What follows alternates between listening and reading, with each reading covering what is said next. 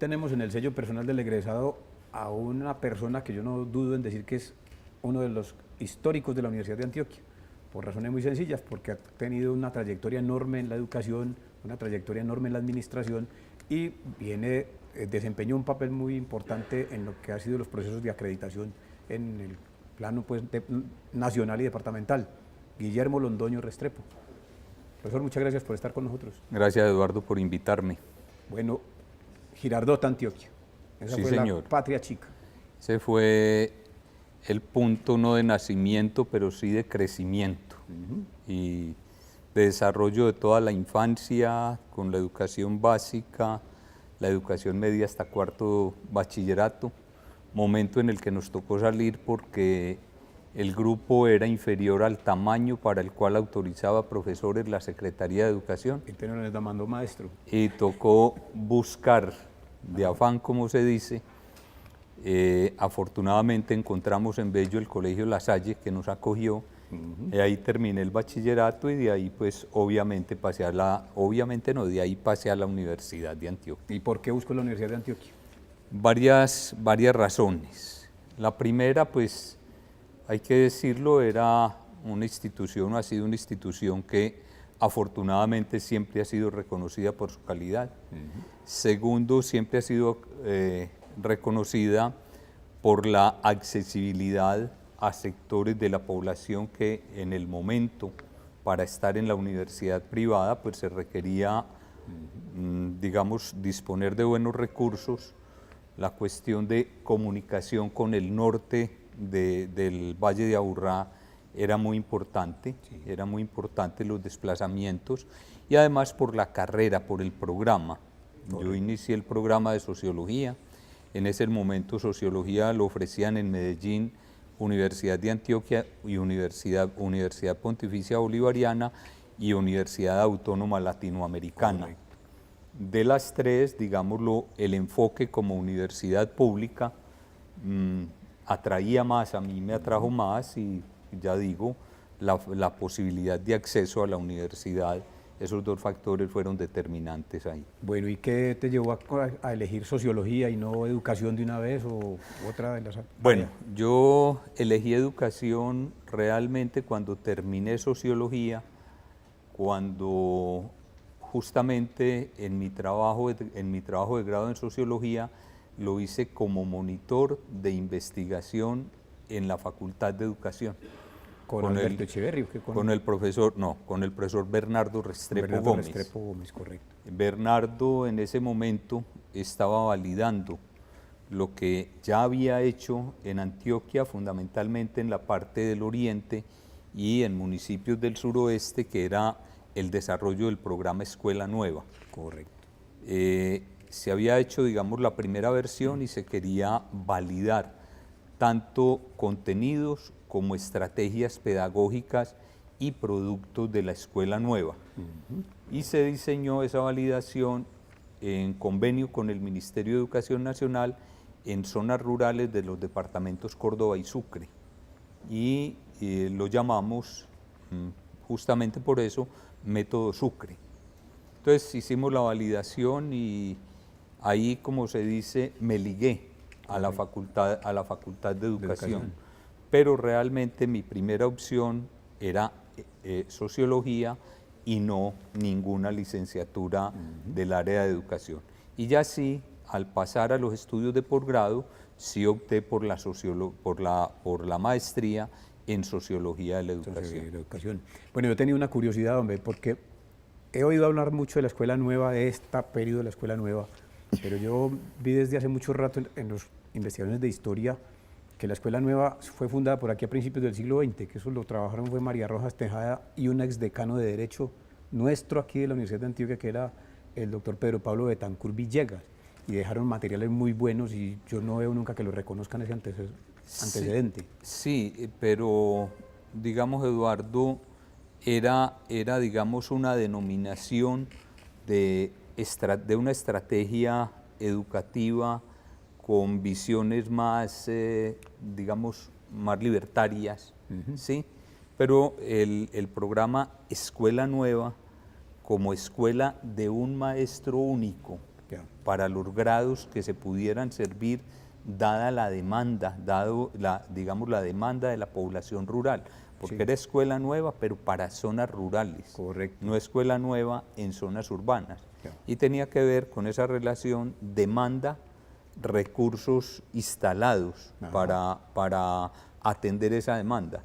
Entonces eran tan pocos, digamos, el número de estudiantes por grupo que era muy difícil para el departamento, por cuestión de recursos, tener maestro por grupo. Sí. Entonces se tenía el maestro único que orientaba, digámoslo, la instrucción en los 3, 4 grupos, porque generalmente, difícilmente llegaba al quinto grado, pero Eso. primero, segundo, tercero, cuarto, ahí estaba y se atendían en las instalaciones de las escuelas rurales, y de ahí y el nombre era Escuela Nueva o Escuela Unitaria. Escuela Unitaria, más que escuela nueva, escuela unitaria. Bueno, enseguida, después de que veamos unos mensajes, usted me cuenta qué balance han hecho hasta ahora de esa experiencia, porque yo he visto comentarios de muchos tipos sobre esa experiencia, pero vamos a ver los mensajes y volvemos.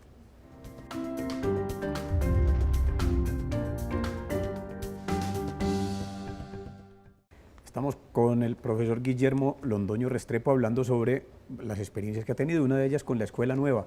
Bueno, eso, ha habido comentarios de muchos lados. Realmente uno ve como que la escuela nueva con el maestro único se reduce a entregar una cantidad de fichas bibliográficas, la maestra no se defiende o el maestro, con los muchachitos 40 en un salón, pero son de primero, segundo, tercero, cuarto, quinto. O sea, maestra con maestro único para un salón único, con grados diferentes. Sí, realmente la escuela unitaria tenía maestro único, pero cuando el tamaño de los grupos crecía, o cuando el tamaño digámoslo, de la población estudiantil de la escuela crecía, también tenía más de un maestro, ¿sí? Y obvio los maestros se distribuían, o áreas o grupos. Correcto. Pero no, Eduardo, no era una cuestión de entregar solo fichas. La ficha era una herramienta, Sí. pero no era, digámoslo, el punto central del proceso de enseñanza y de aprendizaje. El maestro, digámoslo, impartía también algunas clases. Las escuelas estaban dotadas con lo que se llamaban los rincones de. Entonces era el rincón de ciencias, el rincón de geografía, el rincón de matemáticas, y en esos rincones había materiales de instrucción que podía consultar el estudiante con la guía del maestro. Entonces aquí había una cuestión muy importante, digamos, lo que no se presentaba de una manera fuerte en las escuelas graduadas, era que el estudiante desde primaria, desde el primer momento, se ponía en contacto con los textos e iba a consultar el texto. Entonces se creaba a la vez un hábito de consulta, un hábito lector y un hábito de trabajo en equipo. Eso, digámoslo, me decías, ¿qué balance se ha hecho? Los balances que se han hecho es que la escuela unitaria, hoy digamos conocida como escuela nueva, porque eso evolucionó de escuela unitaria a escuela nueva, y enseguida te cuento cómo, es que los rendimientos académicos de los estudiantes de las escuelas unitarias no tenía diferencias significativas con los rendimientos de las escuelas graduadas. Correcto. Un estudiante de la zona rural que estudiaba en escuela unitaria pasaba al colegio de la cabecera municipal y rendía tan bien como rendían los estudiantes que venían de las escuelas graduadas de la cabecera municipal. Y te digo que evolucionó a escuela nueva porque en el gobierno de López Miquelsen o Pastrana, uno de los dos, no recuerdo cuál, se nos invitó a la Universidad de Antioquia, que tenía el programa Escuela Unitaria, y a Vicky Colbert y Óscar Mogollón, que trabajaban con el ICER de Pamplona, y que ellos, bajo el modelo Escuela Unitaria Universidad de Antioquia, implantaron el modelo Escuela Nueva ICER Pamplona. Le adicionaron a la escuela unitaria el componente trabajo con la familia. Entonces era el trabajo con los niños y el trabajo con la familia y el trabajo de la familia con la escuela. la propuesta era generalizar las experiencias, pero en el momento cuando a nosotros se nos invitó, estábamos precisamente en el proceso de validación en los departamentos de Córdoba y Sucre. Correcto. Y nosotros, yo diría, muy fieles al método científico. Entonces, todavía no teníamos resultados que nos pudieran decir con la validación sí se puede, y le dijimos al ministerio, no estamos todavía seguros para poder generalizar esta experiencia. Correcto. Vicky Colbert entonces dijo, nosotros generalizamos Escuela Nueva, y tuvo unos remanentes de una ayuda internacional, no recuerdo si del BID, ¿sí? Cuando el BID se liquidó en el país, y con esos remanentes generalizaron Escuela Nueva. Y Escuela Nueva es un programa que ha tenido incluso influencia en el exterior. Este programa, a través de OEA, UNESCO, ha ido a algunos países del África, algunas zonas del África, y Vicky ha tenido algunos reconocimientos nacionales e internacionales por los desarrollos de Escuela Nueva. Qué bien. Bueno, tenemos que hablar también de su experiencia aquí en la universidad. Cuando usted llegó, terminó su carrera, empezó también a trabajar en educación, asumió la decanatura en educación. Ese momento la universidad estaba pasando por situaciones muy convulsas. ¿Fue muy difícil o no? Realmente no tan difícil, y realmente, digámoslo, las situaciones convulsas de la época del 70... Bueno, es que esas fueron excepcionales. Sí, esas fueron excepcionales, y nosotros como estudiantes habíamos pasado por esas épocas, y ya después, yo digo, lo convulso de la época era justamente la amenaza dura que tenía la universidad por parte de grupos armados, sí, que hacían de la universidad territorio de su actividad y que comprometían obviamente conductas con sus formas ideológicas, que era supremamente difícil, y pues a nosotros nos tocó, digámoslo, padecer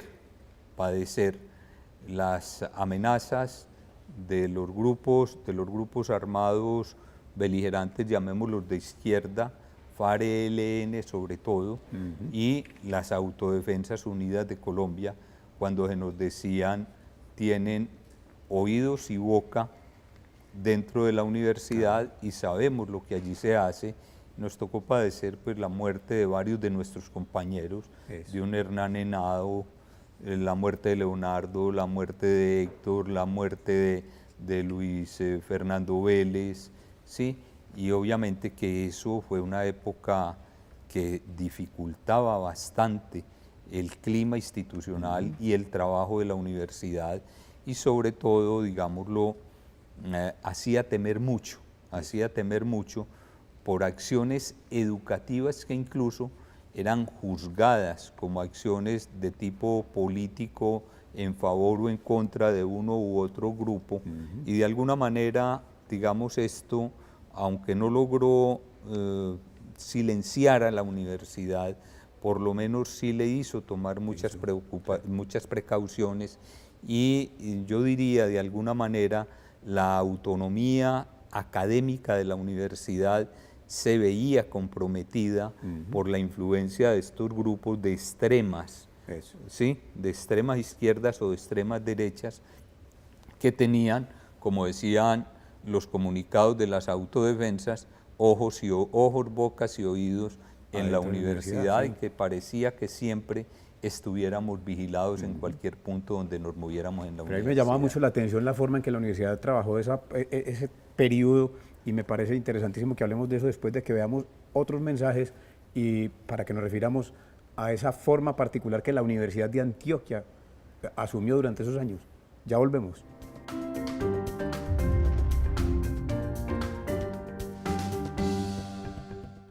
Guillermo Londoño Restrepo nos está comentando acerca de la situación que vivió la universidad durante esas décadas duras, convulsas, complicadas, donde había muchas fuerzas políticas. Pienso que la Universidad de Antioquia en particular enfrentó de una manera muy distinta a las otras universidades del Estado y a las privadas esa situación de presencia de grupos violentos en su interior. Usted que estuvo en la vicerrectoría, ¿cómo se logra eso? Pues nosotros sabíamos, y no había que consultarlo No había que hacer una gran investigación. En Google todavía no existía, para saber que aquí tenían presencia porque era visible. Nosotros, pues, los comunicados, digamos, de las autodefensas, las paradas militares de los grupos como el ELN o el ARFAR, la izada de la bandera en los altos de la biblioteca por parte del ELN, pues eso no era un secreto, no era un misterio, pero siempre la universidad reivindicó su ethos de universidad frente a esas formas de lucha que se exhibían en el campo. Y ahí sí podemos decir, a capa y espada, defendíamos la racionalidad académica, la capacidad del diálogo, rechazábamos cualquier forma de violencia que se quisiera ejercer en el campus de la universidad y por y contra los agentes de la universidad. Y nunca yo creo que la universidad renunció a sus orientaciones filosóficas y académicas frente a esas formas de lucha. Por el contrario, con el diálogo, con la capacidad persuasiva, con su argumentación y sobre todo con el mantenimiento de las condiciones de funcionamiento académico de la universidad, digámoslo, enfrentó esas amenazas que tenía la vida de la universidad y la vida universitaria. Terminaba por imponer la autonomía universitaria en ese caso. Pues exactamente, a esa autonomía nunca se renunció, nunca. A la libertad de expresión nunca se renunció, a la libertad de investigación nunca, a la de conocimiento tampoco. Y la universidad, contra todo eso, preservó su ethos y se fortaleció, porque cuando había el asesinato de uno de nuestros profesores, de los estudiantes que se dio aquí en el campus, casi que el campanazo era el cierre, y nosotros contra eso decíamos apertura permanente, nunca cierre, desarrollo normal de los semestres, independiente de que cada facultad tuviera su propio calendario, pero siempre la universidad, el propósito fue mantener la universidad abierta y funcionando. Y a pesar de muchas presiones de la opinión pública. A pesar de presiones de la opinión pública, a pesar de presiones de los organismos de seguridad del Estado, de la policía, en fin, pues por el contrario lo que se hacía era pedir el compromiso del Estado para el mantenimiento de la universidad en su funcionamiento normal. Correcto. Bueno, este programa lo llamamos nosotros el sello personal del egresado. ¿Qué caracteriza a Guillermo en su desempeño profesional? Que uno diga, bueno, esto es propiamente londoñista, pero de Guillermo Londoño.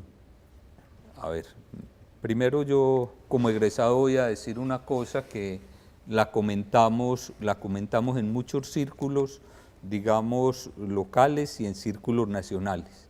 Ser egresado de la Universidad de Antioquia, eso no imprime carácter, eso es un tatuaje que se lleva y se lleva, yo diría, de lo más profundo del espíritu que nos identifica como egresados de la Universidad de Antioquia. Sí. Yo creo que lo que a uno lo caracteriza, por una parte, es justamente el respeto por el otro, el respeto por la libertad y el respeto por la dignidad de la persona. Yo creo que alguna cosa bien interesante tiene la universidad, es la capacidad de convivencia de seres de distinta naturaleza, pero en el reconocimiento de cada uno de los seres en su naturaleza. Correcto. Esa es una cosa, y yo diría que es un valor de la universidad que como tatuaje yo trato de practicar y trato de practicarlo en todas mis instancias. En todas las actividades. Es una primera cosa. La otra cosa es el reconocimiento del diálogo como elemento fundamental de la relación política, de la relación académica, de las relaciones personales. Y la otra cuestión es un compromiso muy serio con la educación superior de este país. Nosotros profesamos en la Universidad de Antioquia unas tesis de incrementos de cobertura pensando precisamente en equidad, pero diciendo siempre cobertura con calidad. Con calidad. Y en ese compromiso con la calidad fue cuando desarrollamos los procesos de acreditación de programas y los procesos de acreditación institucional, que tenían, entre otras cosas, además de un propósito académico, un propósito político muy serio, y era poder probar ante la sociedad que la calidad de las instituciones de educación superior públicas podían ser y eran tan buenas como la calidad de las instituciones de educación privada. Magnífico. Y con eso yo creo que rompimos esa dicotomía público-privado y aprendimos a trabajar juntos, universidades públicas, universidades privadas, sector público, sector privado, entendiendo que el bien público de la educación superior está por encima del carácter de cualquier institución. Magnífico. Bueno, nos queda un minutico. Cuéntenos usted qué está haciendo ahora. ¿Ya empezó a escribir las memorias? No porque un poquito pensando por allá en Sócrates decía que la palabra muere en la pluma, ¿sí? Y es mucho mejor poder tener estos espacios de conversación, ¿sí? Y de diálogo. Porque lo escrito hasta cuando se escribe, ahí queda. Y siempre que se interroga el texto responderá de la misma manera, pero siempre que se le interroga a uno tendrá formas diferentes de contar su historia. Ahí ven ustedes por qué les decía que ese es un personaje histórico de nuestra universidad. Guillermo, muchas gracias por habernos acompañado en este programa. No, hombre, Eduardo, con mucho gusto. Tenemos que muchas gracias por repetir la invitarme. sesión para que nos cuente a ver entonces qué va a continuar, porque supongo que las memorias van a venir. Puede que no tan ya. Muchas gracias, muy amable. No. A ustedes hasta la próxima ocasión en el sello personal del egresado. Muy amable. Okay.